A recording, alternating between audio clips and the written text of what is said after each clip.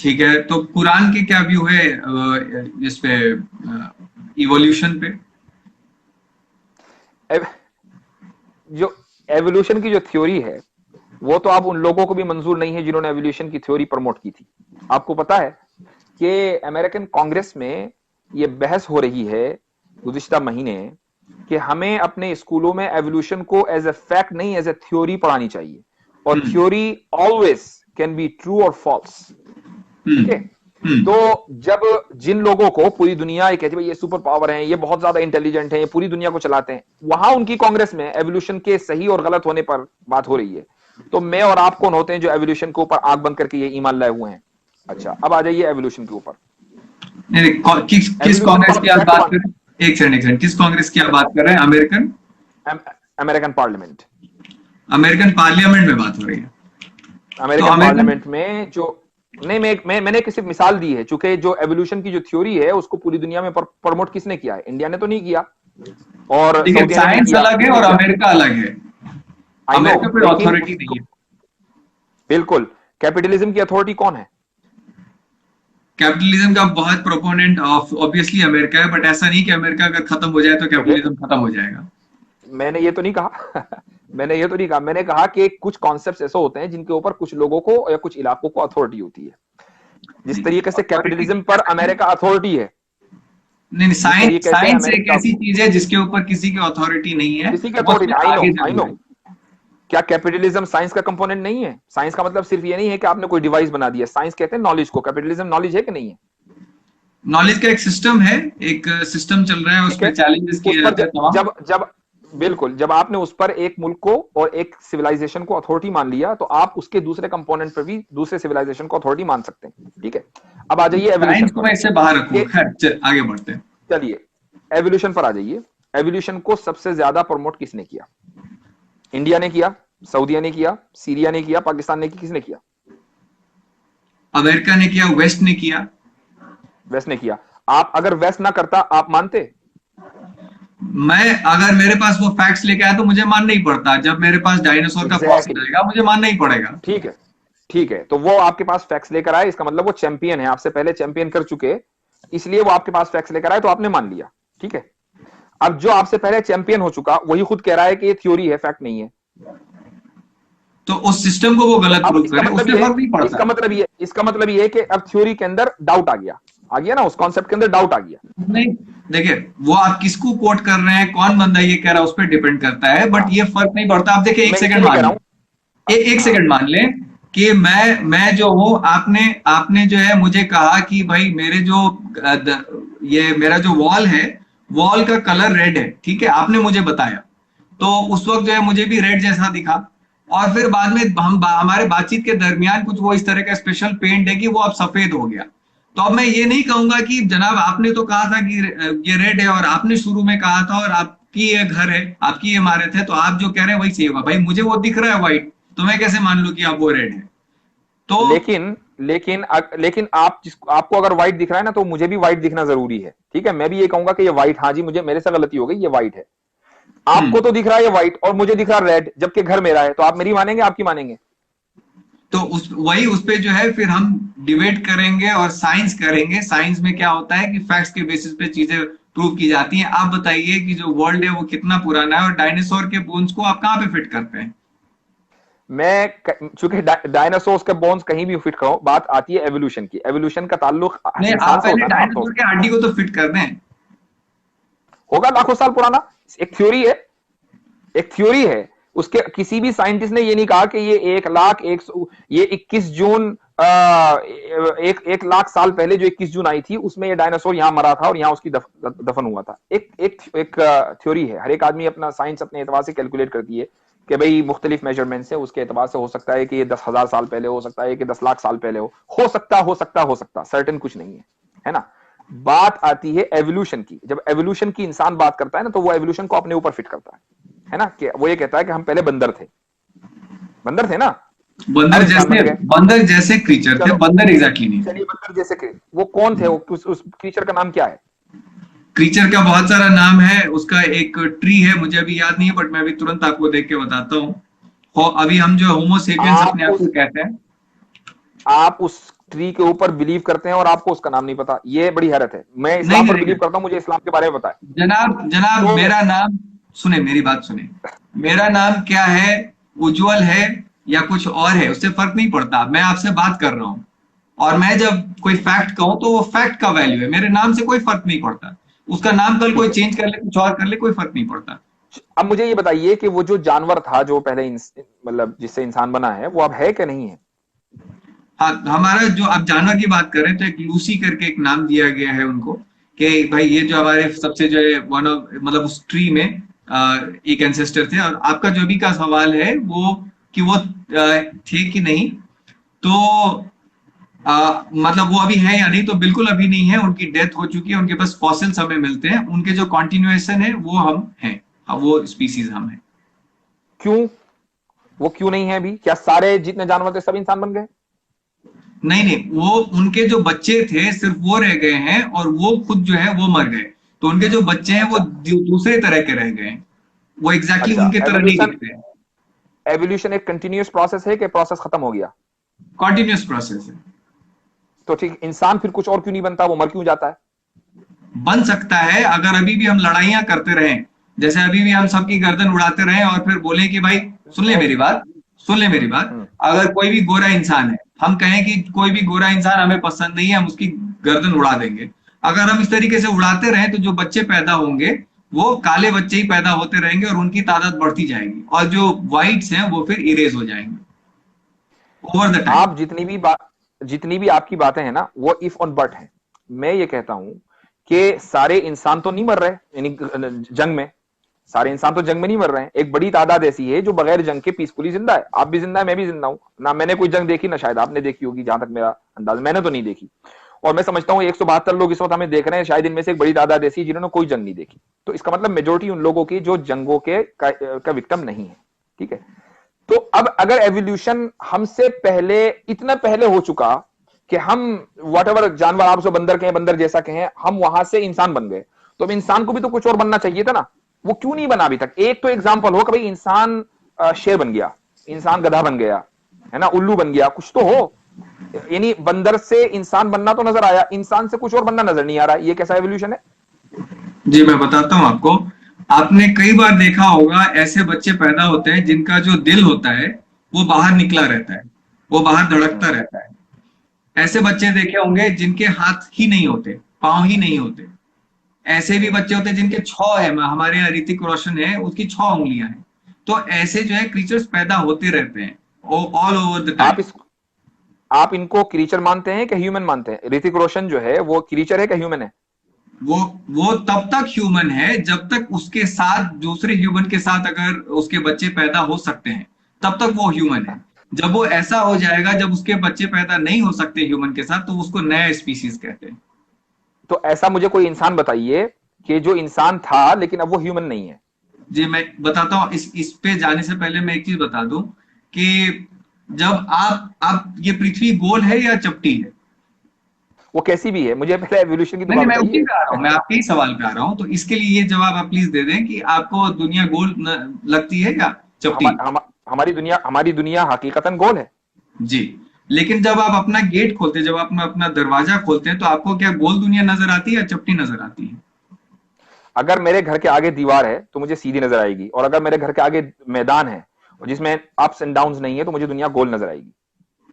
नहीं, आपकी आंखें जो हैं वो बहुत इतने लिमिट तक ही देख सकती हैं, तो आपको जो है हमेशा दुनिया चपटी नजर आएगी, जैसे हमेशा पिछले दुनिया के लोगों का नहीं, होता था।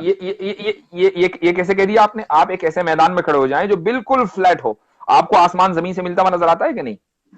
देन वो फिर आपको फिर भी वो स्ट्रेट ही दिखेगा, आपको ये नहीं, वो कर्व नहीं नजर आएगा। समझ रहे हैं आप? कर्व नहीं नजर मतलब हमें आएगा। तो नजर आता है और आपको नजर नहीं आ रहा, ये क्या बात हुई? एक फ्लैट मैदान में आप पहाड़ के ऊपर चले जाएं, ठीक है, सामने सूरज गुरूब होता है, तो आपको आसमान जमीन से मिलता हुआ नजर आता है कि नहीं? मतलब ये तो एक कॉमन सेंस की बात है, इसको तो मुझे समझाने की बिल्कुल। जरूरत ही नहीं होनी चाहिए। नहीं नहीं नहीं नहीं, बिल्कुल बिल्कुल नजर आता है। मैं ये कह रहा हूं कि आप जानते हैं ना कि जो पुराने लोग थे वो दुनिया को फ्लैट मानते थे। ये आप जानते हैं या नहीं जानते? नहीं, नहीं, नहीं, ये आपने कैसे कह दिया?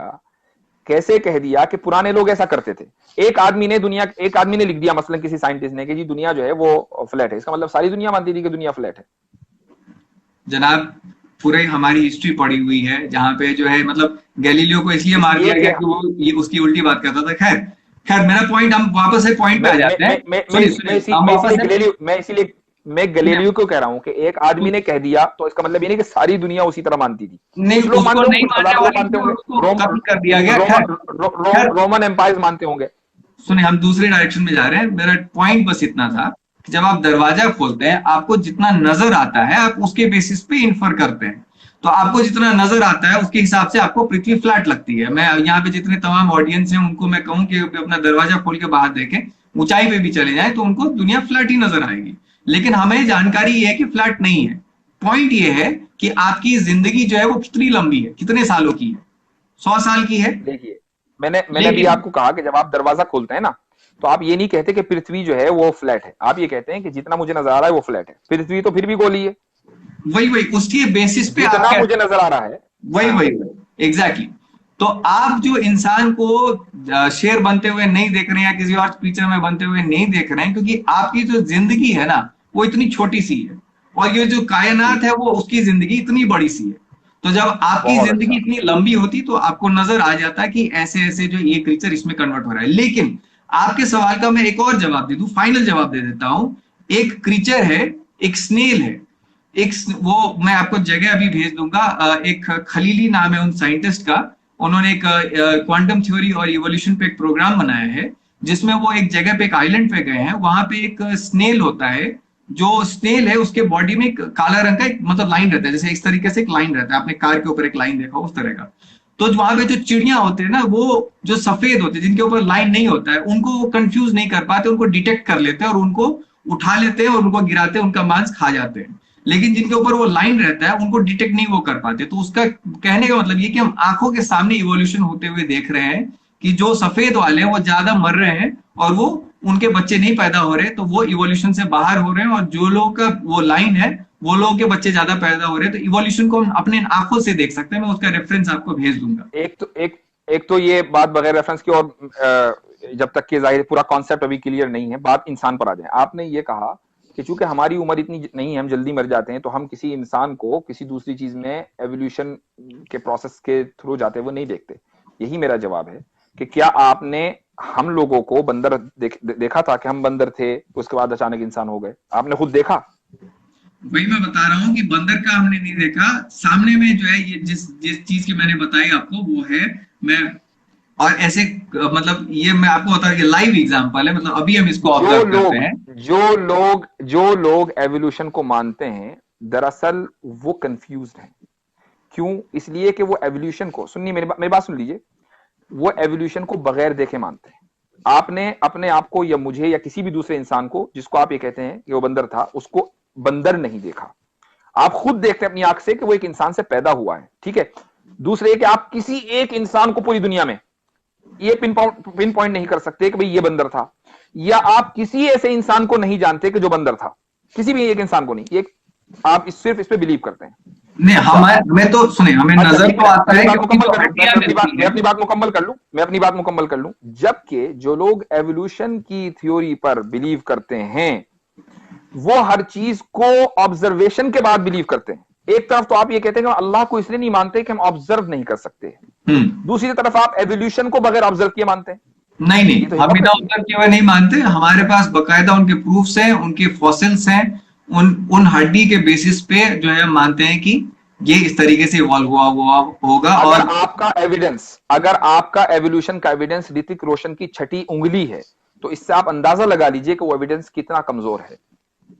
कमजोर नहीं, आपने वो तो तो ऋतिक बहुत रोशन को स्ट्रॉन्ग एविडेंस है। दूसरा केसर नहीं, बना दिया, आप मुझे ऋतिक बताएं, रोशन को। आप मुझे वो तो केस बताएं कर कि देगा आपके ऊपर। अल्लाह को जो है क्या पड़ी है कि किसी को 6 उंगली बना दे। ठीक है, किसी को गे बना देते हैं अल्लाह। अल्लाह तो नहीं चाहते ना कि गे सेक्स जो है वो तो आपके कुरान में अलाउड नहीं है। जब अल्लाह नहीं चाहता है कि गे पैदा हो, फिर क्यों पैदा होते हैं? मैं समझता हूं कि हमें एट ए टाइम एक सवाल को करना चाहिए, उसके ऊपर भी मैं जवाब दूंगा। पहले आ जाइए 6 उंगली पर ऋतिक रोशन की, कि अल्लाह ताला नहीं जी। चाहते कि किसी की 6 उंगली पैदा हो। अल्लाह ने चाहा जब भी तो 6 उंगली हुई है, अगर न चाहते तो उसकी 5 ही होती। मैं ये कहता हूं कि हमारी नाक यहां पर है, ठीक है। अगर सारी दुनिया की नाक उसके पीछे होती ना, और एक आदमी की नाक सामने होती, तो सब उससे पूछते कि तुम्हारी नाक सामने क्यों है। भाई इसलिए कि आप सबकी नाक बिल्कुल। सामने देखते हैं इसलिए आप उसको अच्छा समझते हैं, आप सबके 5 उंगली देखते हैं इसलिए बिल्कुल। समझते हैं कि 5 उंगली ही होती होंगी। अल्लाह ताला ने एक आदमी को 6 उंगली बिल्कुल। दे दी, तो आप उसको कह रहे हैं कि नहीं अल्लाह ने नहीं चाहा इसके खुद ब खुद, अल्लाह ने चाहा तभी तो उसके 6 उंगली हुई है। इसीलिए आप उसको डिफेक्टेड ह्यूमन तो कह सकते हैं। एक बच्चे का दिल बाहर है उसको आप डिफेक्टेड ह्यूमन कह सकते हैं, लेकिन आप उसको ह्यूमन स्पीशीज से बाहर नहीं निकाल सकते। मैं नहीं निकाल रहा बाहर, मैं तो कह रहा हूं कि अगर उनके बच्चे पैदा हो सकते हैं ह्यूमन स्पीसीज के अंदर तो वो ह्यूमन ही है, जब नहीं पैदा हो सकते तो या तो वो ह्यूमन से आगे की चीज है, खैर कुछ भी, वो अलग तो की चीज है। आपने उसके एग्जाम्पल दिए इसलिए मैं उस पर आ रहा हूं। मैं आपने जो कि ऋतिक रोशन की उस बच्चे की जिसका दिल बाहर होता है उसमें उसकी एग्जाम्पल आपने एवोल्यूशन के तहत दी है, इसलिए मैंने उसका जवाब जी। दिया। जी जी, मैं बता रहा हूँ, इवोल्यूशन ऐसे ही होता है जैसा हम अपने आंखों से देखते हैं कि किसी के 6 उंगली पैदा हो गए, किसी का जो है टांग नहीं है, किसी का मतलब इस तरह के एक्स्ट्रा फीचर्स है। अब उससे अगर किसी को फायदा हो रहा है, मान लें कि आज हमारी लड़ाई हो रही होती, सब जो एक दूसरे को मार रहे होते, और किसी का हाथ ऐसा पैदा होता कि वो मतलब इतना बड़ा होता कि किसी को एक मुक्का मारे वो मर जाए, तो उसके बच्चे ज्यादा पैदा होंगे क्योंकि वो जो है अपनी जो है जात को फैला पाएगा। तो इवोल्यूशन ऐसे ही होता है कि एक वो मिनट, एक। दोबारा बोलिए। एक आदमी अगर बहुत मजबूत ताकतवर है कि एक मुक्का मारेगा सब मर जाएंगे, तो उसके बच्चे ज्यादा होंगे। बिल्कुल, क्योंकि वो दूसरे को हटाता जाएगा। आप देखें, जी हाँ, आप देखें, अभी देखें कि फिजिकल फिजिकल स्ट्रेंथ और सेक्सुअल स्ट्रेंथ में फर्क है कि नहीं है? वरना तो मैं कमजोर लोगों के बच्चे ही ना हो। मैं टोटल स्ट्रेंथ की बात कर रहा हूं, मैं एडवांटेज की बात कर रहा हूं। जब एक का एडवांटेज होता है दूसरे ग्रुप पे, और उसके जब बच्चे ज्यादा पैदा होते हैं तो उसको एडवांटेज मिल जाता है, और उस तरह के बच्चे ज्यादा पैदा होते हैं, और उससे इवोल्यूशन हो जाता है कि जो पुराने हैं वो हट जाते हैं। जैसे जिराफ का एग्जाम्पल दिया जाता है। तो जो पुराने बच्चे जब हट गए और नए बच्चे आ गए, तो अगर आप उसको ह्यूमन ही कहेंगे तो एवोल्यूशन कहां हुआ? एक आदमी ने दूसरे आदमी को मार दिया, लेकिन जिसने मारा वो भी ह्यूमन, जो मरा वो भी ह्यूमन। हाँ, मैं मारने वही के बाद अगर जो मारने वाला है वो बंदर बन गया, अब आप कहेंगे जी एवोल्यूशन हो गया। मैं वही बता रहा हूं कि उसको तब तक हम ह्यूमन कहते हैं, उसी स्पीसीज का कहते हैं जब तक वो उनके साथ बच्चे पैदा कर सकता है। जब वो इवोल्यूशन मेरा इतना सिंपल सा डिफरेंट हो सवाल जाता है, है। देखिए सारे एवोल्यूशनिस्ट को मेरा सिंपल सा सवाल है। आप या तो ये कहना बंद कर दीजिए कि हम सिर्फ उस पर बिलीव करते हैं जो अपनी आंखों से देखते हैं, और या फिर एवोल्यूशन को दिखाइए तो हम मान लेंगे। जी जी, तो उस पे मैं ये जवाब दे रहा हूं कि जो आप जो प्रूफ की बात कर रहे हैं वो इन्फरेंस ही होता है। हम तो इतनी हमारी जिंदगी है नहीं, तो हम उस चीज को तो देख नहीं सकते। हम जो है बस, अब मैं जब आप एक मिनट, जब आप एवोल्यूशन को कुछ साइंटिस्ट के बताए हुए फैक्ट्स की बुनियाद पर इसलिए मानते हैं कि ये साइंटिस्ट अपनी फील्ड में स्पेशलिस्ट है, तो आप एक अनसीन चीज को पर बिलीव करते हैं। तो एक वो इंसान के जो अनसीन जो दीन है उसके बारे में स्पेशलिस्ट है, अगर वो आपको इंफॉर्मेशन दे रहा है तो आप फिर वहां लॉजिक और ऑब्जर्वेशन का सवाल क्यों करते हैं? नहीं, हम उसके ऑथोरिटी पे नहीं मानते उस बात को। हमारे यहाँ कोई प्रॉफिट नहीं है, साइंस के कोई प्रॉफिट नहीं है कि हम उनको फॉलो करने लगे। हमारे जो है डार्विन साहब कोई हमारे प्रॉफिट नहीं थे। डार्विन फैक्ट तो लेकर आया ना जी आपने, आपके हिसाब से आपने जी भाई ये डार्विन ने कहा, भाई इसीलिए उस थ्योरी को आप डार्विनिज्म कहते हैं। जी। भाई डार्विन की अगर कोई अहमियत ना होती तो उस थ्योरी का नाम डार्विनिज्म क्यों रखते? आप उसको उज्ज्वलिज्म कहते हैं या कुछ और कह देते। ठीक है, डार्विन की अहमियत थी इसलिए डार्विनिज्म है। ठीक है, लेकिन उसने आपको आपके हिसाब से फैक्ट्स दिए, आपने उसको मान लिया, फैक्ट्स को चाहे हम वेरीफाई ही किया, चाहे जी वेरीफाई किया। वेरीफाई किया। रसूलुल्लाह जी, रसूलुल्लाह सल्लल्लाहु अलैहि वसल्लम ने हमें कुरान दिया, हमने वेरीफाई किया, हमने कहा कि ये अल्लाह की किताब है, चूंकि इंसान इस जैसे नहीं लिख सकता, हमने अल्लाह को मान लिया। अब बताइए कहां गलत है? जो आपका वेरिफिकेशन का सिस्टम है और जो साइंस का वेरिफिकेशन का सिस्टम है वो अलग है। मैं दो बातें बता दूं, आप कुरान का नाम क्या चेंज करना कभी कबूल कर पाएंगे? कुरान का अगर मैं नाम चेंज कर दूं, आप कभी कबूल नहीं इसलिए कि करेंगे। दुनिया में देखिए, बात सुनिए, ये अलग अलग दुनियाएं हैं। ठीक है, कुरान और साइंस जो है ना, ऐसा नहीं कि ये दोनों एक ही दुनिया है। साइंस उस चीज की बात करती है जो हमें नजर आ रहा है, जिसका ताल्लुक उस दुनिया से है। यही वजह है कि साइंस, जब आप अपने मैं गैलेक्सी यूनिवर्स की बात नहीं कर रहा हूं, मैं इस सोलर सिस्टम की बात कर रहा हूं। सोलर सिस्टम से बाहर साइंस निकली, उसने गलती की। अभी तो हम ये तय नहीं कर पाए कि हमारे सोलर सिस्टम में प्लेनेट कितने, कभी 9 हो जाते, कभी 7 हो जाते, कभी 8 हो जाते हैं। अरे जब हम अपना सोलर सिस्टम नहीं समझ पाए, तो वो जात के जिसने इस पूरी कायनात को, जिसके अंदर हंड्रेड्स ऑफ थाउजेंड बल्कि मिलियंस ऑफ मिलियन गैलेक्सीज हैं, उसको बनाया, तो साइंस उसके बारे में कैसे फैसला करने की अथॉरिटी रखती है? साइंस में देखिए, साइंस एक्नॉलेज करता है कि उसे बहुत सारी चीजें नहीं पता है, और वो जैसे जैसे आगे बढ़ेगा, जैसे जैसे प्रोग्रेस करेगा, उसे नई चीजें पता होती जाएंगी। तो जब हम मानते हैं कि साइंस को बहुत सारी चीजें नहीं पता, तो हम भी साइंस पे बिलीव क्यों करते हैं? जो जितनी चीजें पता है उतनी मान ले, जितनी चीजें नहीं पता उसके बारे में हम ये कहें साइंस को नहीं पता।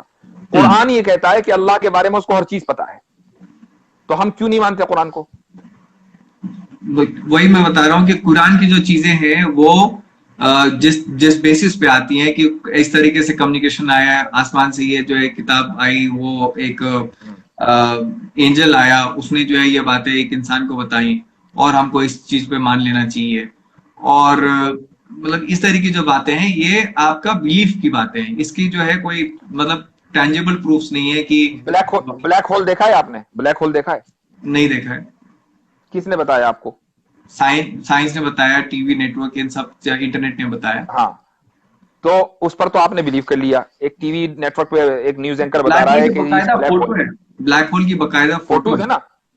हमारे पास तो कुरान हमारे सीने में महफूज है। आप तो फोटो देखकर यकीन करते हैं, हम तो कुरान पढ़ते हैं, अपने सीने में महफूज रखे हुए हैं, और उस कुरान में कोई गलती नहीं निकाल सकता, उसका कोई रिप्लेस नहीं कर सकता। तो अब हम उस पर बिलीव ना करके ब्लैक होल पे बिलीव कर लें, जो एक साइंटिस्ट ने वैसे ही आपको बता दिया। हालांकि मैं ब्लैक होल का इंकार नहीं कर रहा हूं, मैं भी मानता हूं, लेकिन अगर आप ब्लैक होल को सिर्फ इसलिए मानते हैं कि एक साइंटिस्ट ने बोला है, हम कुरान को इसलिए मानते हैं कि कुरान हमारे सीनों में महफूज है, हमारे हाथ में है, हम उसको पढ़ते हैं, उससे गाइडेंस लेते हैं और उसके बाद उसमें कोई गलती नहीं पाते। और हमारा चैलेंज पूरी दुनिया में हमेशा है और कयामत तक रहेगा कि इस जैसे कोई दूसरी किताब लाकर दिखा दो।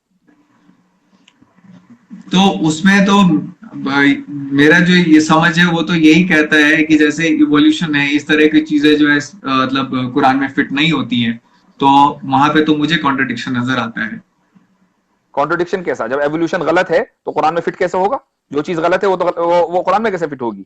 ये आपका कहना है, बहुत सारे साइंटिस्ट तो ऐसी बात नहीं मानते, वो तो कहते हैं कि नहीं, बहुत सही, सारे बिल्कुल साइंटिस्ट सही है। बहुत सारे साइंटिस्ट ने बहुत सारी बातें कही, उसके बाद उनको बदलना पड़ा, चूंकि उनके पास उस वक्त नॉलेज नहीं थी। ठीक है, जब तक कि ब्लैक होल, अब एक मैं आपको बताऊं, आपका जो सबसे मशहूर साइंटिस्ट अभी एक साल के अंदर अंदर जिसका जो मरा है, उसका नाम क्या है? Stephen Hawking. हॉकिंग। हॉकिंग ने ब्लैक होल के बारे में क्या कहा है? ब्लैक होल के बारे में उसने स्ट्रिंग थ्योरी के बेसिस पे उसको एक्सप्लेन करने की कोशिश की। क्या कहा है मुझे बताइए।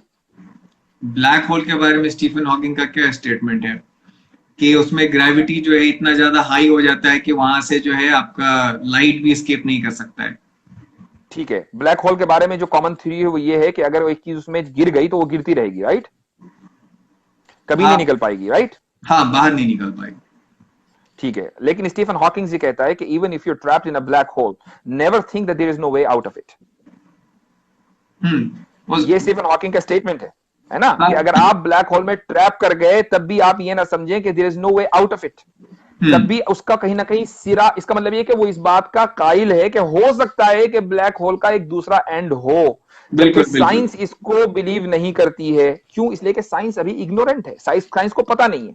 जब साइंस एक साइंटिस्ट उसमें गिरेगा तो जाके देख कर आएगा कि वो उसका दूसरा सिरा है कि नहीं।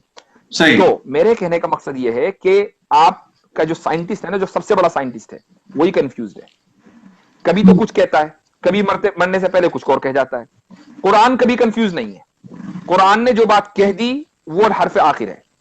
अब वो जब रेवोल्यूशन बंद हो गया, वही मुकम्मल हो गई, कुरान मुकम्मल हो गया, अब उसमें कोई तब्दीली नहीं होगी, कोई उसमें तहरीफ नहीं होगी, कोई डिस्टोर्शन नहीं होगा, ना जबर जेर बनेगा ना जेर जबर बनेगा। सही है, मैं आपकी बात समझ गया। मैं अपनी बात कह दूं कि साइंस जो है वो नहीं कहता कि वो एक रिलीजन है और वो उसको एक प्रॉफिट के थ्रू नाजिल हुआ है और वो जो बात कहता है वो फाइनल है। इसीलिए इवोल्यूशन को भी इसके साथ भी थ्योरी शब्द जुड़ा हुआ है, क्योंकि वो ये नहीं कहता कि एक प्रॉफिट के थ्रू आया है। थ्योरी सही भी हो सकती है, गलत भी हो सकती है, और जो चीज सही और गलत हो उसको आप ये तो कह सकते हैं कि हाँ भाई हो सकता है ठीक हो, लेकिन आप उसमें बिलीव नहीं कर सकते। हम बिलीव फैक्ट्स के बेसिस पे करते हैं कि जितनी ज्यादा हमें डेटा मिलती जाती है उसके बेसिस पे। आप सुन ले मेरी बात। अभी तो आप ये कह रहे हैं कि एवोल्यूशन थ्योरी है। नहीं, वही मैं बता रहा हूं ना कि थ्योरी किसको क्यों शब्द उसके साथ जोड़ा गया है, उसको एक लॉ क्यों नहीं बनाया गया है? क्योंकि हमारे यहाँ ये ऐसा सिस्टम है कि कोई प्रॉफिट आके कोई थ्योरी नहीं देता है। सारी चीजें जो है हाइपोथेसिस होती है। सुन ले, सारी चीजें हाइपोथेसिस होती है, उनको जब प्रूव करते हैं, रिफ्यूट करते हैं, जिनको हटा देते हैं उनको तो हटा देते हैं, जो चीज रह जाती है उनको हम जो है मतलब जैसे आप जाइफ हदीस और सही हदीस जैसे आप रखते हैं, वैसे ही हम सही थ्योरी और गलत थ्योरी रखते हैं और गलत थ्योरी को हटा देते हैं, जो सही थ्योरी है वो रह जाती है। तो अभी तक जो डेटा मिला है उसके हिसाब से वो सही है। कल को आप कोई डेटा लेके आएंगे तो हम ये कबूल करने के लिए जो है मतलब हमको मानना ही पड़ेगा कि हमारी चीजें गलत हैं, क्योंकि यासिर जी ने ये नई चीजें लेके आए हैं। पर जब तक आप नहीं आए हैं तब तक वो थ्योरी कायम है। तो एवोल्यूशन को आप थ्योरी मानते हैं ना? हाँ, ऐसी ऐसी, क्योंकि हमारे यहाँ कोई थ्योरी है प्रॉफिट ना? नहीं आ सकते। थ्योरी मैं उसकी बात ही नहीं कर रहा हूं, मैं उसकी बात ही नहीं कर रहा हूं, मैं थ्योरी की बात कर रहा हूं। थ्योरी की डेफिनेशन क्या है? थ्योरी की डेफिनेशन वो है जो सही भी हो सकती है, गलत भी हो सकती है ना? सुन थ्योरी ले उसी को तो कहते हैं ना सुन ले। भाई। सही थ्योरी एक होता वर्सेस, है एक करेक्ट बात थ्योरी। बताइए, एक मिनट, नहीं नहीं, करेक्ट और रॉन्ग की बात नहीं हो रही है। थ्योरी के वर्सेस में थ्योरी के ऑपोजिट क्या चीज आती है? थ्योरी डिस्प्रूवन हाइपोथेसिस, थ्योरी के अपोजिट में ये है। थ्योरी के ऑपोजिट में आते हैं फैक्ट्स। एक होता है फैक्ट, एक होता है थ्योरी। सुन ले ठीक है, आपने, फैक्ट वो होता है, नहीं ये फैक्ट अपोजिट वो नहीं। होता है, मैं यहां बैठा हूं, सुनिए, मैं आपके साथ बात कर रहा हूं, ये फैक्ट है, ये थ्योरी नहीं है। हम्म ठीक है। हाँ, मेरा एक आदमी ये कहे जिसने हमारा ये डिस्कशन नहीं देखा कि अगले साल फला तारीख में यासिर और उज्जवल का हर हाल में डिस्कशन होगा, ये थ्योरी है, चूंकि अभी तक ये हुआ नहीं है। ठीक है, और सामने वाले ने उसको देखा नहीं है। Fact versus theory. जब नहीं एक फैक्ट। थ्योरी, मेरी बात सुन लीजिए, जब एक थ्योरी आप भी कह रहे हैं सही भी हो सकती है, गलत भी हो सकती है, तो एक आदमी ये कहे कि नहीं जी मैं तो उस थ्योरी को मानूंगा, इसका मतलब ये है, इसका मतलब ये है कि वो ये मानते हुए कि ये थ्योरी गलत हो सकती है, इसके बावजूद भी वो उसको मान रहा है, और यही फंडामेंटल गलती है। हमारे नजदीक कुरान फैक्ट है, थ्योरी नहीं है, इसलिए हम उसको सही या गलत के पैमाने पर नहीं नापते, वो सिर्फ सही है और हमें उसको मानना पड़ेगा। यहीं पे मैं आइडियोलॉजिकल डिफरेंस बता रहा हूं कि हम उसको थ्योरी इसलिए कह रहे हैं क्योंकि हमारे पास जो है कोई ऐसा कॉन्स्ट्रक्ट नहीं है जिससे हम ये फाइनल कर दें कि यही हो सकता है और कुछ नहीं हो सकता है। जैसा कि आपके यहाँ सिस्टम है कि ये प्रॉफिट से आया है तो ये फाइनल है। क्योंकि आपके यहां सोर्स ऑफ इंफॉर्मेशन दो हैं। जब आपने तीसरे सोर्स ऑफ इंफॉर्मेशन को एलिमिनेट कर दिया, तो आप कभी भी कुरान को साइंस केस नहीं समझ सकते, क्योंकि साइंस जो है वो कुरान को इवेल्युएट करने के लिए नहीं आई, साइंस आई है मेरी और आपकी दुनिया को इवेल्युएट करने के लिए। ठीक है, वो अल्लाह को इवेल्युएट करने के लिए नहीं आई। सोर्स ऑफ इंफॉर्मेशन दो नहीं है, तीन है, यही बुनियाद यहां से बुनियाद है। आप इस बुनियाद को सही कर लेंगे तो सारे कॉन्सेप्ट सही हो जाएंगे। आपने अगर बुनियाद अगर गलत की तो कोई कॉन्सेप्ट सही नहीं होगा। नहीं, आपकी जो बुनियाद है वो बिलीफ्स की बुनियाद है, हमारी जो बुनियाद है साइंस की उसकी फैक्ट्स की बुनियाद है। तो फैक्ट्स के बेसिस पे जो हम अच्छा, एक बात ऑब्जर्व कर बताइए, सकते एक हैं। बात बताइए। अब आपने कहा कि हम बिलीव करते हैं, आपकी फैक्ट है। मिसाल के तौर पर मुझसे मेरे एक बहुत ही क्रेडिबल फ्रेंड ने, जो जिसको मैं फादरली फिगर भी समझता हूं, फ्रेंड ही नहीं बल्कि फादरली फिगर है, उसने बताया कि उसके एक बहुत ही क्रेडिबल फ्रेंड ने उसको बताया कि उसके एक बहुत ही क्रेडिबल फ्रेंड ने उसको बताया कि उसके एक बहुत ही क्रेडिबल फ्रेंड ने उसको ये बताया कि मोहम्मद सल्लल्लाहु अलैहि वसल्लम ने उसको ये बताया कि उन्होंने बहुत ही क्रेडिबल पर्सन जिब्रील को देखा कि उन्होंने अल्लाह से ये पैगाम लेकर आए। अब इसमें इसमें इसमें आप कहां शक करेंगे जब सारे क्रेडिबल हैं? अब ये आपकी क्रेडिबिलिटी साबित हो गई ना? आप जो है इंसानी क्रेडिबिलिटी के बेसिस पे। तो ये कोई ऐसी चीज नहीं है कि हमने कहीं सुन लिया कि हाँ भाई अल्लाह है, नहीं। हमारे और अल्लाह का जो पैगाम है उसके दरमियान एक बहुत ही क्रेडिबल चेन ऑफ ट्रांसमिशन है। जबकि आपके और गैलीलियो हुआ या स्टीफन हॉकिंग हुआ, उसके दरमियान एक किताबें, अखबारात, न्यूज़पेपर्स, आर्टिकल्स तो हो सकते हैं, लेकिन डार्विन ने खुद एवोल्यूशन नहीं देखा था। ठीक है, उसने आप कुछ एक थ्योरी गढ़ी, उसके बाद बता दिया। जी, तो आपने उसको डिफेंड कर लिया। वही मेरे और डार्विन के बीच में फैक्ट्स का कनेक्शन है कि क्या ऐसा हो सकता है, रीजनेबल है, क्या ये चीज पॉसिबल है, उसके बेसिस पे हम तो करते हैं। क्रेडिबिलिटी की बात बदलते नहीं नहीं है। मिस्टर उज्जवल, फैक्ट्स हम्म, बदलते नहीं हैं। हम्म, सूरज अगर दिन में निकलता है तो ये एक फैक्ट है, ऐसा नहीं है कि वो कभी रात में निकल जाएगा। हम्म, ठीक है, हम्म, तो सूरज का निकलना ये फैक्ट्स बदला नहीं करते। एवोल्यूशन की थ्योरी को आपने फंडामेंटली ये मान लिया कि अगर आप उससे आप दूसरे फैक्ट्स लाएंगे हम वो मान लेंगे। इसका मतलब ये कि एवोल्यूशन की थ्योरी फैक्ट्स के ऊपर नहीं है, बल्कि वो थ्योरी भी थ्योरीज के ऊपर डिपेंड करती है। नहीं यही नहीं फर्क है। नहीं, यहाँ पे थोड़ा सा डिफरेंस हो रहा है, गैप हो रहा है। मैं ये कह रहा हूं कि अभी तक जो फैक्ट्स मिले हैं हमें उसके बेसिस पे थ्योरी ऑफ इवोल्यूशन करेक्ट है। कल को एक वो ऐसा आपको फैक्ट फैक्ट्स आता नहीं है। मिले हैं, वो आपको फैक्ट्स नहीं मिले, don't use the wrong word, वो आपको फैक्ट्स नहीं मिले बल्कि वो आपको थ्योरीज मिले हैं। उन थ्योरीज की बुनियाद पर आपने ये बिलीव कर लिया कि भाई एवोल्यूशन एक चीज है, चिड़िया का नाम है। सुने, बिलीव आप भी करते हैं, आप ऐसा नहीं करते, आपके यहां बिलीव नहीं है। बिलीव तो आप भी करते हैं ना, आप बिलीव करते हैं कि नहीं उज्जवल मौजूद है इस दुनिया में, या ये बिलीव नहीं है? ये मेरे समझ से तो अभी फैक्ट है। और जो थ्योरी की आप बात हाँ, कर रहे हैं। फैक्ट है ना, फैक्ट है हम्म। ना। क्या ये गलत हो सकता है? क्या उज्जवल का इस वक्त मौजूद होना गलत हो सकता है? उज्जवल का मौजूद होना तभी गलत हो सकता है कि हम एक इस कंप्यूटर वक्त, इस सिमुलेशन वक्त, में हो। हम एक कंप्यूटर इस वक्त, सिमुलेशन में हो। नहीं नहीं नहीं, मैं आपसे बात करने को नहीं बात कर रहा हूं। उज्जवल का इस वक्त एग्जिस्टेंस दुनिया में एक फैक्ट है हम्म। आपके नजदीक, हम्म। ये गलत हो सकता है या नहीं? ये वही मैं कह रहा हूं कि अगर एक थ्योरी है कंप्यूटर सिमुलेशन थ्योरी, जिसके अंदर जो पूरा दुनिया है वो एक वीडियो गेम की तरह है और वो एक सिमुलेशन चल रहा है, एक थ्योरी है। तो उसके एग्जिस्टेंस तो है ना, एग्जिस्टेंस को भी नहीं मानते आप? हाँ, तो यहाँ पे जो फैक्ट है उसके बेसिस पे मैं उस अगर उस कंप्यूटर सिमुलेशन में भी हूं तो मैं हूं। ठीक है। है अब ना? अब ठीक है। हम्म। अब आपने आपने कहा कि भाई ये फैक्ट है कि उज्जवल जो है इस दुनिया में मौजूद इस वक्त है, ठीक है, ये हम्म। फैक्ट है, ये गलत नहीं हो सकता, चाहे उसको वीडियो गेम कुछ भी कहने, वो गलत नहीं हो सकता। हम्म। एवोल्यूशन को आप ये कहने हैं कि वो गलत हो सकता है, हम्म। तो इसका मतलब ये है कि आपका जो एग्जिस्टेंस, ये जो फैक्ट है, ये अनडिनाइबल है। और हम्म। एवोल्यूशन जिसको आप फैक्ट मान रहे हो, मैं थ्योरी मान रहा हूं, वो डिनाइबल है। तो जो हम्म। चीज डिनाइबल है उसमें आप यकीन करें, हम्म। और जो अनडिनाइबल है उसमें आप यकीन ना करें। कुरान अनडिनाइबल है, उसमें आप यकीन ना करें, ये तो और आप एवोल्यूशन कह में रहे आप हैं ना यकीन कर लें। ये क्या बात हुई? जनाब। जनाब, ये तो आप कह रहे हैं ना, ये तो जिब्राइल आके मुझे नहीं कह रहा है। मैं जो बात कह रहा हूं। जिब्राइल आपसे नहीं कहेंगे, जिब्राइल हम्म। आपसे नहीं कहेंगे। जिब्राइल ने the most credible human being of earth Muhammad सल्लल्लाहु अलैहि वसल्लम को बताया। उन्होंने हम्म। अपने 1 लाख कंपेनियंस को बताया, 1 लाख ने 10 करोड़ लोगों को बताया, 10 करोड़ ने 20 करोड़ को बताया, सारे हम्म। क्रेडिबल हैं। अब बताइए क्या गलत हुआ?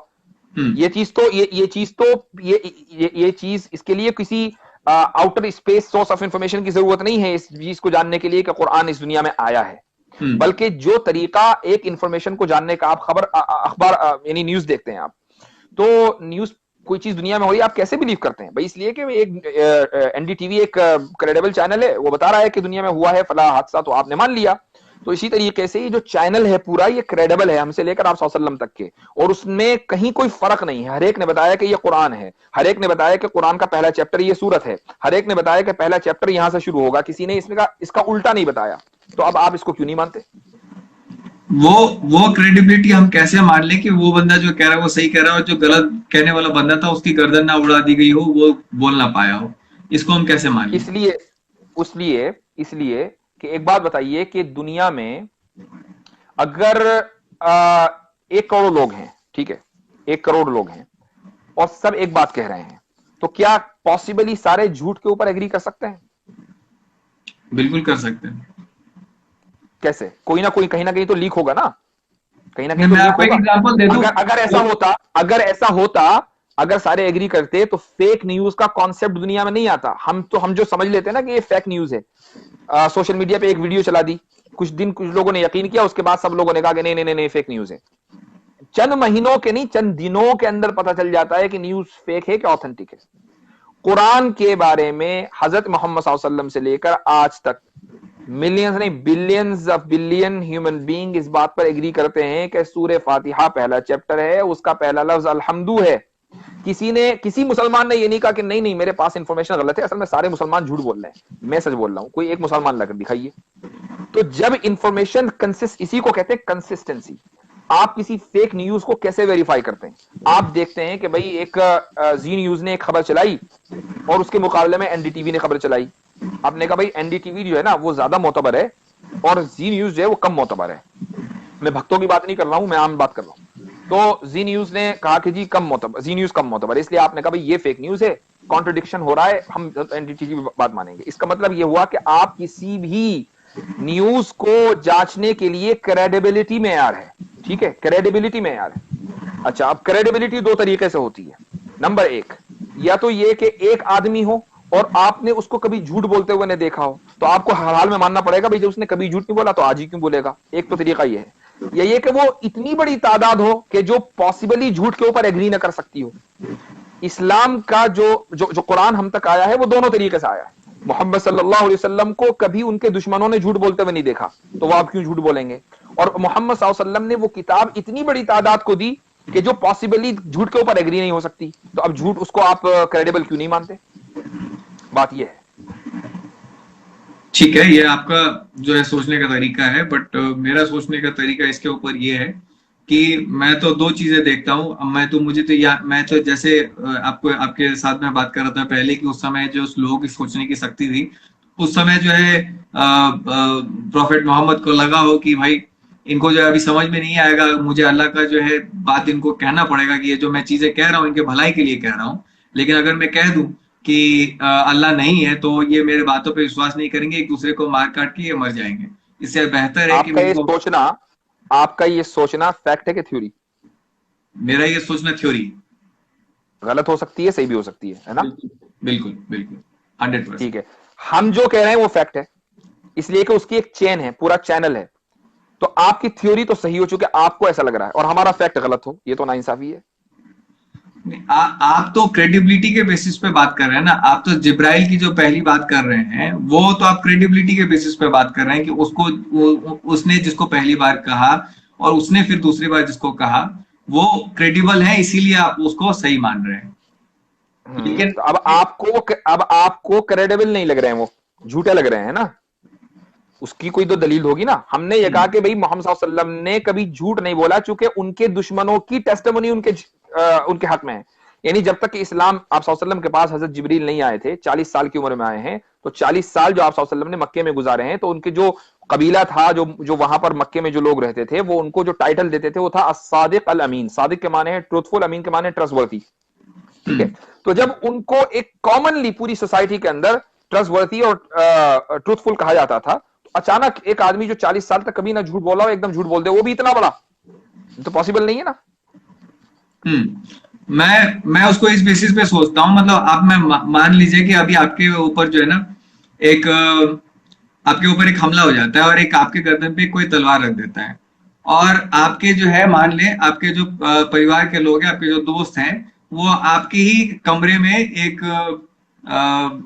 उसको क्या कहते हैं कबर्ड में छुपे हुए, और आपके गर्दन पे उसने जो तलवार रख दी और उसने बोला कि अब तुम सच बताओ कि कहाँ पे छुपे हुए हैं। तो अब आप वहां पे सच तो नहीं बताने जाएंगे, आप तो वहां पे झूठ बोलेंगे कि भाई वो जो है यहाँ पे है नहीं, वो तो बाहर गए हुए हैं। ठीक है, भले ही वो आपका गला काट दे फिर भी आप जो है ये झूठ बोलेंगे दुनिया की भलाई के लिए। मैं भी उस तरीके से सोचता हूँ कि मोहम्मद साहब को उस वक्त लगा होगा कि जो है अगर मैं इनको नहीं बताऊंगा आसमानी चीजें तो ये मेरे बातों पे विश्वास लगा नहीं करेंगे। होगा, इसी को मैं कह रहा हूं, ये जो आपने कहा ये पूरी थ्योरी है कि फैक्ट है? बिल्कुल थ्योरी है। थ्योरी है ना। जी आपने कहा लगा होगा, कोई इसका जी दलील तो नहीं है, सबूत तो नहीं है हमारे पास, आपके जी पास। जी हमारे जी। पास सबूत है कि उनको नहीं लगा, उन्होंने जो कहा वो सच कहा। तो हम्म आप तो सिर्फ लगने की बात पर आप उस कुरान को नहीं मान रहे हैं, और हम्म हमारे पास सबूत है, हम वो दे रहे हैं, हम आप सबूत को मानने को तैयार नहीं। सीधी हम्म सीधी बात है। आप किसी भी दीन को के जांचने के दो पैमाने होते हैं। एक तो पैमाना ये है कि जो प्रॉफिट है उसकी जिंदगी कैसी है। दूसरा पैमाना ये है कि जो वो पैगाम लेकर आया है उसका कंटेंट और उसकी लैंग्वेज कैसी है। अगर प्रॉफिट की जिंदगी ऐसी कि पूरी जिंदगी वो ट्रस्टवर्थी और यानी ट्रूथफुल रहा, और पैगाम ऐसा कि उसको कोई बीट नहीं कर सकता, कोई चैलेंज नहीं कर सकता, तो अभी भी आप उसको सही नहीं मानेंगे, तो और ये कहेंगे कि ऐसा हो सकता है वैसा हो सकता है, तो ये थ्योरी वर्सेस फैक्ट है, जिसमें फैक्ट को प्रेफरेंस दी जाती है और थ्योरी को नकार दिया जाता है। नहीं तो वहां पे जो आप बात कर रहे हैं ना, जो आपका तो जो है क्या है प्रूफ की कुरान है, और कुरान में कोई भी चीजें रिफ्यूटेबल नहीं है आपके बेसिस पे। बट मैं कहता हूँ कि नहीं, चंद्रमा के कभी जो है दो टुकड़े नहीं हुए। फिर मैं कहता हूँ कि नहीं, जो इवोल्यूशन है वो फिट नहीं होता कुरान में। तो जिस तरह का हम जो चूंकि डायनासोर की हड्डी हमें मिलती है वो तो सेट होता हुआ नहीं दिखता। नहीं, कैसे नहीं दिखता? क्या कुरान ने कहा है कि डायनासोर नहीं थे या उसकी हड्डियां नहीं थी? कुरान के हिसाब से दुनिया की कायनात कितनी पुरानी है। कुरान ने कोई तहदीद नहीं की, कुरान ने कोई लिमिटेशन नहीं बयान किया कि फला दिन से शुरू हुआ था। कुरान ने कहा एक दिन अल्लाह ने जो है एक दिन आसमान बनाया, एक दिन जमीन बनाया, सिर्फ इतना है। कुरान कायनात बहुत पुरानी हो सकती है, मिलियंस ऑफ मिलियन ईयर्स पुरानी हो सकती है।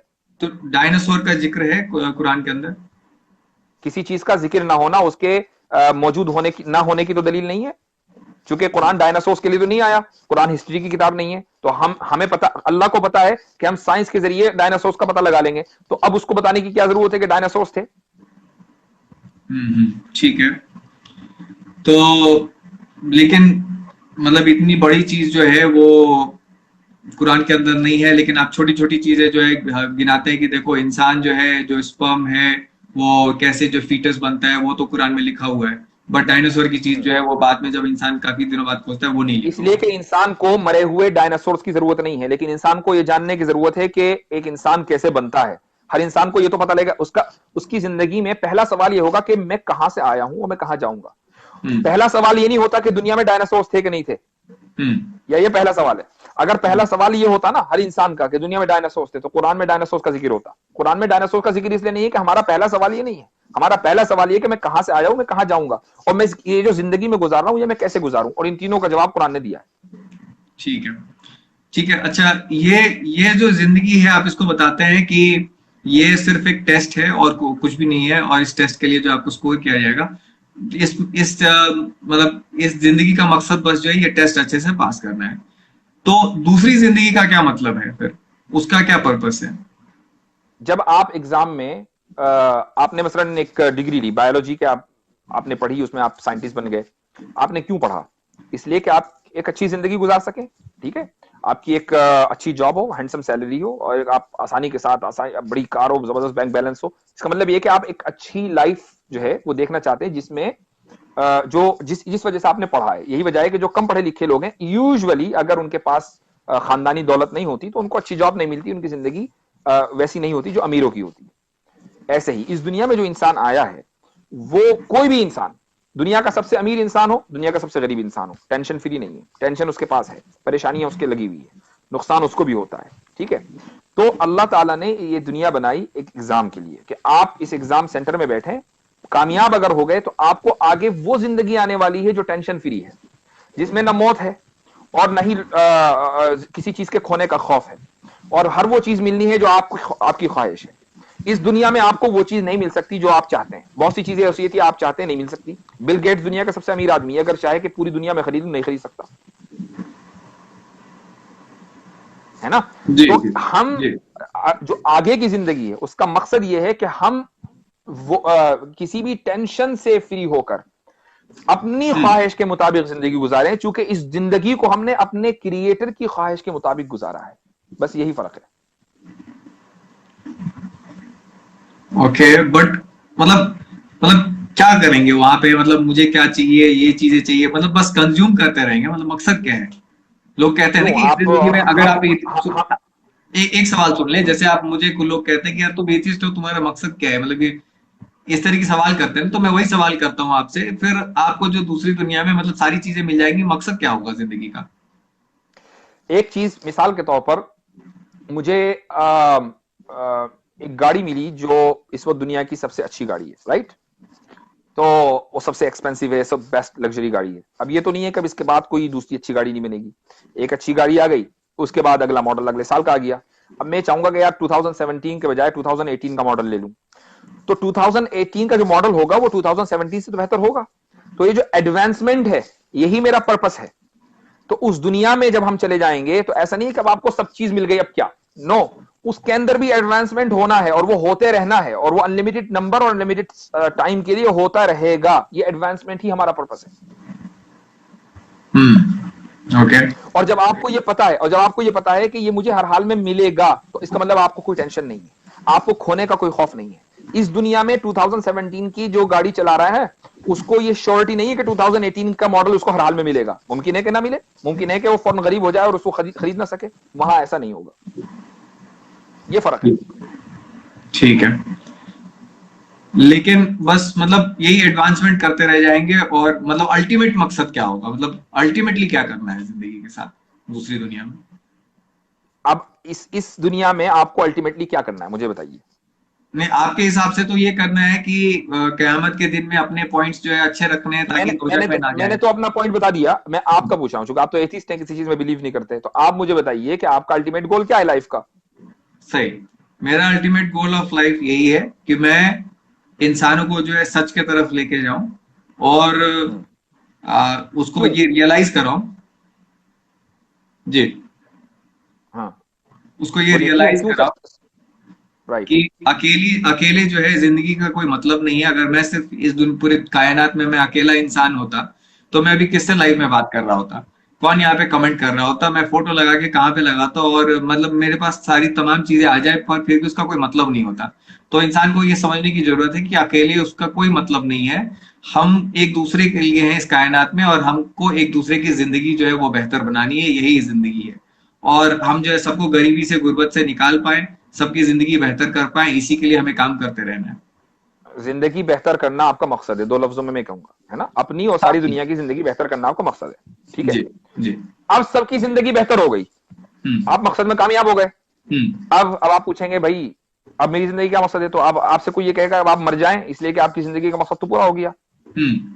ये तो नहीं कोई कहेगा ना। आप अगर कोई जी। आपसे ये कहे कि उज्जवल साहब अब आप मर जाइए चूंकि सब लोग की जिंदगी बेहतर हो गई है, तो हम्म आप उसको एक मुंह पर तमाचा रसीद करेंगे कि क्या बात कर रहे हो। हम्म ऐसे ही जिंदगी बेहतर हो जाने का मतलब ये नहीं है कि अब कुछ नहीं है, ठीक है। हम्म ऐसे ही अल्लाह ताला जब हमें मरने के बाद हमें जिंदा करेंगे और जो लोग जन्नत में जाने वो जन्नत में चले जाएंगे, तो इसका मतलब ये नहीं कि अब जिंदगी में कोई मजा ही नहीं रहा। ये जो एडवांसमेंट है ना, ये भी एक मजे की चीज है। और जब आप गोल अचीव कर लेते हैं तो इसका मतलब ये नहीं होता कि अब आप चूंकि दुनिया में आने का मकसद आपका खत्म हो गया लिहाजा अब आपको फौरन मर जाना चाहिए। इसी तरीके से वहां पर भी है। तो वही जिंदगी को बेहतर करते जाएंगे आपके, वही है। जिंदगी अपने हाईएस्ट पॉइंट पर एडवांस पहुंच जाएगी, लेकिन वो एडवांस होती रहेगी। यानी हमारे एतबार से आज हम जिस तरीके से सोचें, यानी जिंदगी को हम सोचें कि भाई यहां पहुंचकर इस पॉइंट पर पहुंचकर अब जिंदगी बहुत एडवांस हो चुकी, उससे भी आगे जो हम सोच नहीं सकते वहां से आखिरत की जिंदगी की शुरुआत है। अब वो कितने आगे जाएगी वो हमें नहीं पता, चूंकि हम आखिरत में अभी पहुंचे ही नहीं है। जब पहुंचेंगे तो हमें पता चल जाएगा इंशाल्लाह। ठीक है। और अगर कोई जो हदीसों में अगर कोई नई बात सामने आती है तो उसको आप कबूल करेंगे या नहीं? हदीस अगर ऑथेंटिक होगी तो बिल्कुल कबूल करेंगे। हम्म, ठीक है।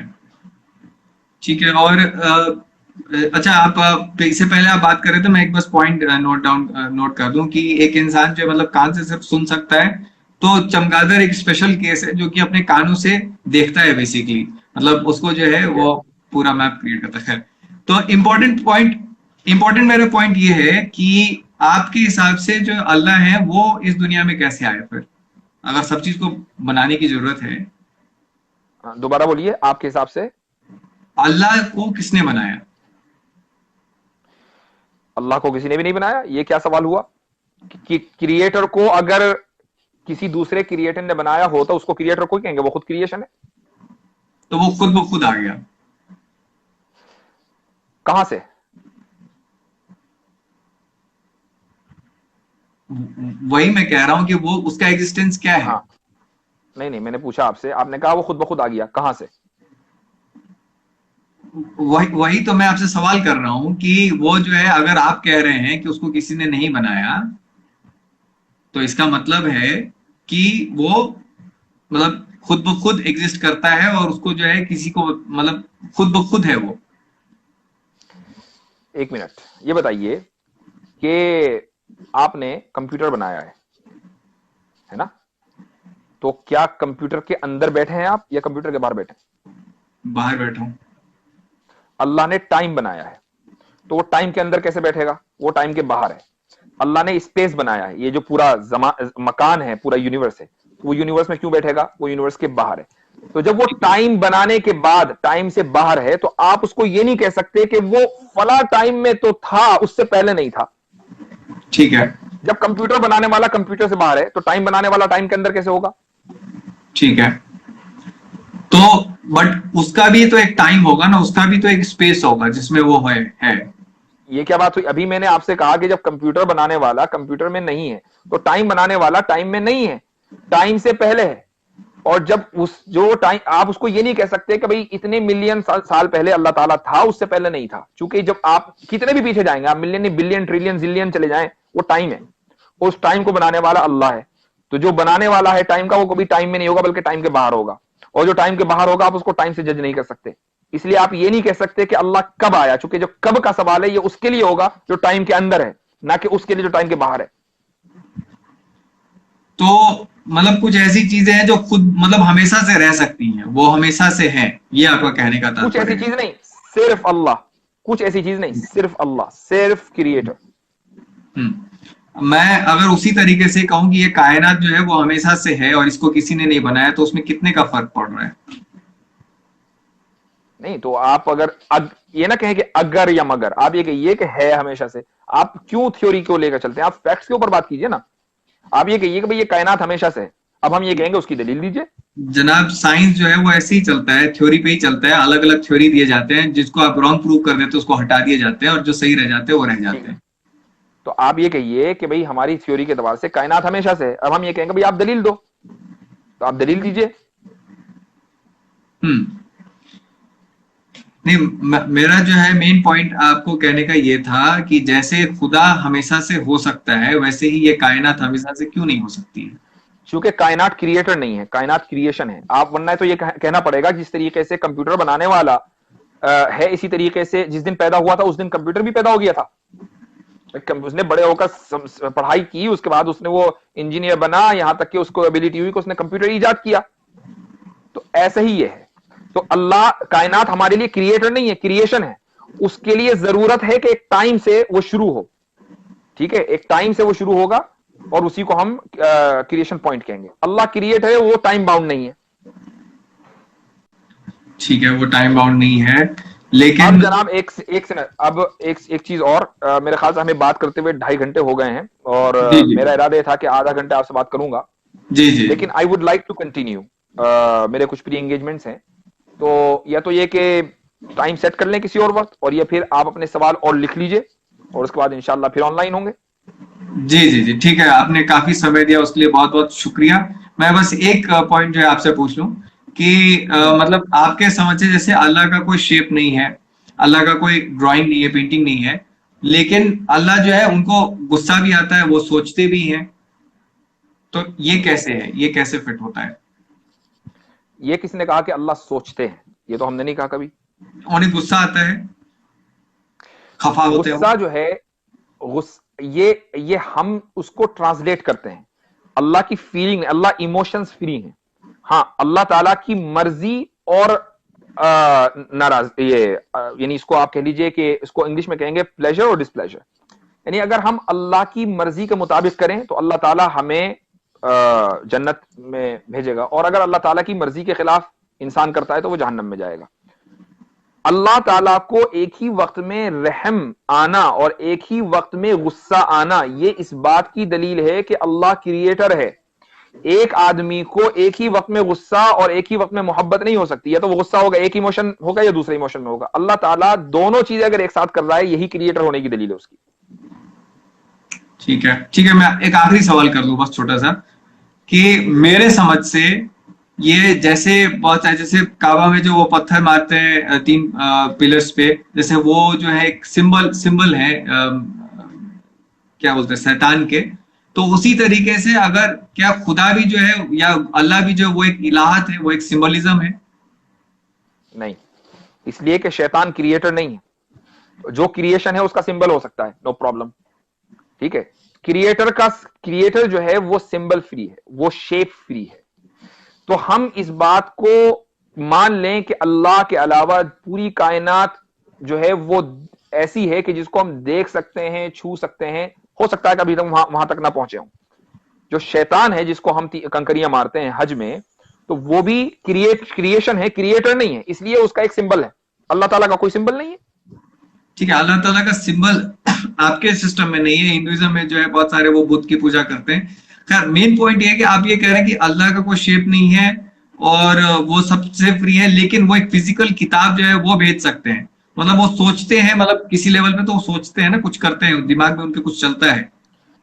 अल्लाह ताला की ये जो कलाम आया है, ये अल्लाह ताला का कैरेक्टरिस्टिक है। ठीक है, अल्लाह का कैरेक्टरिस्टिक है ये, अल्लाह ताला का। और ये जो यानी जो पूरी कायनात है, ये अल्लाह ताला का क्रिएशन है। दोनों में आप इसको फर्क कीजिए। ठीक है, कैरेक्टरिस्टिक है, लेकिन उन्होंने ये लिटरल शब्द जो है जिब्राइल के थ्रू जो भेजे, वो तो मतलब लिटरली कुछ कहा, अल्लाह ने किसी को कुछ कहा और फिर भेजा ना, मतलब वो एक इंसान की तरह बात करते हैं।